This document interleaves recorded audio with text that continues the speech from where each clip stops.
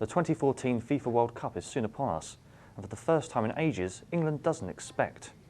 To talk about the Three Lions' chances, I'm joined by sports reporters Nick Howson and Tony Mogan.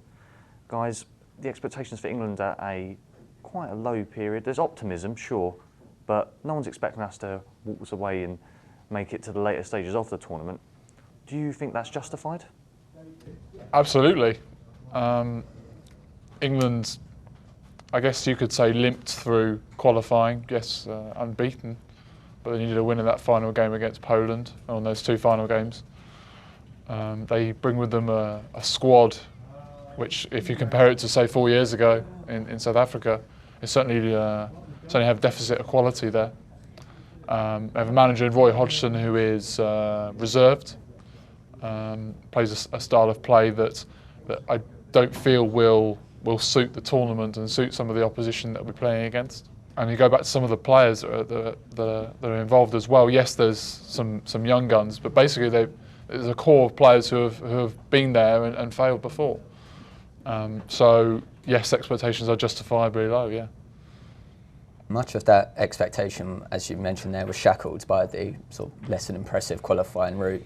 But in a way, some of it has been transferred to the younger players. For example, Ross Barkley, who, while expectations are tempered, a lot of that has transferred to what we can expect from him. And Hodgson has done his best, as previous managers have done with Paul Gascoigne in the past, to do their best to calm this hype building around his profile heading into the tournament. So I think whenever England are concerned, there is room for sort of unprecedented optimism, be it a player or the team. But Hodgson, as he is rightfully doing now, is doing his best to temper that, and rightfully so, given the scenario England are walking into and the group they're walking into here. I think any optimism is purely on an individual basis, player by player. I think Ross Barkley, fine. Raheem Sterling, fine. But the team as a whole, that's perceived as they could do well in this tournament. The team, I think, there's almost no optimism at all.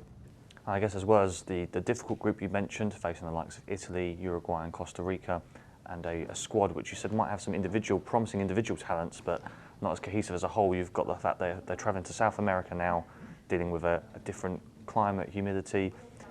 How will England really approach playing in such an alien territory for them? Well, I think there's two answers to that question. The first one is how should they? Well, almost two parts. First is how should they approach it, and how will they approach it? They'll approach it in a very, I would think, very reserved manner. Two holding players in midfield. Steven Gerrard and one other, Jack Wilshere potentially, or Frank Lampard, or Jordan Henderson in midfield, and that doesn't exactly spark creativity. After that, you could even look at that England are going to play the four forward players, and one of them will be looking to trap back anyway.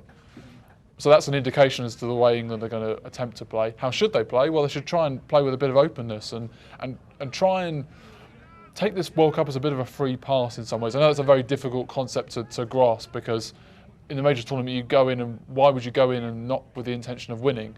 It seems very defeatist.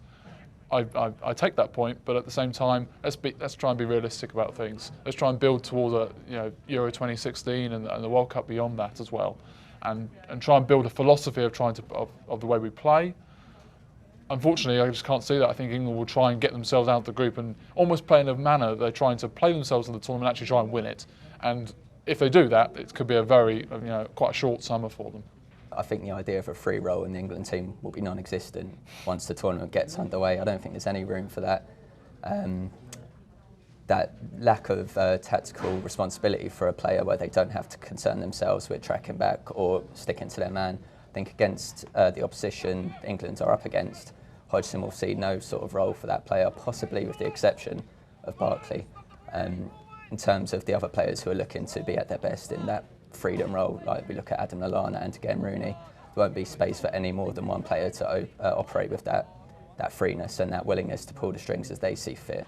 Be too much resolute tactical authority put down by Hodgson, and rightfully so, given the opposition in some cases. But it will be about striking a balance between when is the right time to sort of lock it down and when to wait for a game to unfold and when to pounce. But I think England fans are quite bored of that. They've been seeing this, and it's not worked for the past X amount of years. So I do agree with Nick on that point. They should be seen as just go out there and there's no expectation to win it. Just go out there and see where we can build on for 2016 and beyond. It almost borders on delusion of anyone who believes that England are actually going to play players like Barkley, Rooney and Sterling and probably Lallana even in the same team. I mean, it's the philosophy that Hodgson's never going to adopt, and one that their opposition, certainly Italy and Uruguay in those opening 2 matches, are certainly going to thrive upon. So if that's the case then, how much of a mark do you think England could make? Do you think they could even fail to get out of their group? And even if they do make it to the latter stages, is it going to be real slog and real difficulty to kind of make any kind of progression? Yeah, I mean, I'll go back to my previous point with, England goes into this major tournament with a squad that's not as talented as it was in 2010, in a group that's more difficult, with a manager that's going to play less certainly world-renowned and less capable in this major tournament environment at the top level. And look how they did in 2010. There was a bit of expectation then, certainly more than now. And they stumbled out of the group there and were humiliated by Germany, and certainly one of the worst England performances in certainly my lifetime. So, given that, England it could be a car crash of a summer, frankly, against 2 certainly genuine opposition, and one in Costa Rica that frankly England have always found sort of the minnows slightly more difficult. We've seen the tedious performances against the likes of Algeria and Trinidad and Tobago and teams like that. So I have my serious doubts whether England are going to get out of the group. If they do, it's going to be through adopting an exciting philosophy which breeds attacking football, not through trying to defend their way through 90 minutes and getting a 1-0 winner from a set piece. It will take something sort of away from what we've expected from England to escape from the group, and I just don't see that happening. In the opposition, they have teams that are well equipped to defend and buckle down on teams should they want to come out, and England won't do that in the first place. So I find it very difficult to see them emerging. If they do get out of the group stage, it's a problem that just increases for them. The level of opposition, the teams that are so much more versatile in their approach, they have a lot more options than England will ever have in this tournament, which can only end in tears, be it in the group stage or in the knockout stage, in my opinion.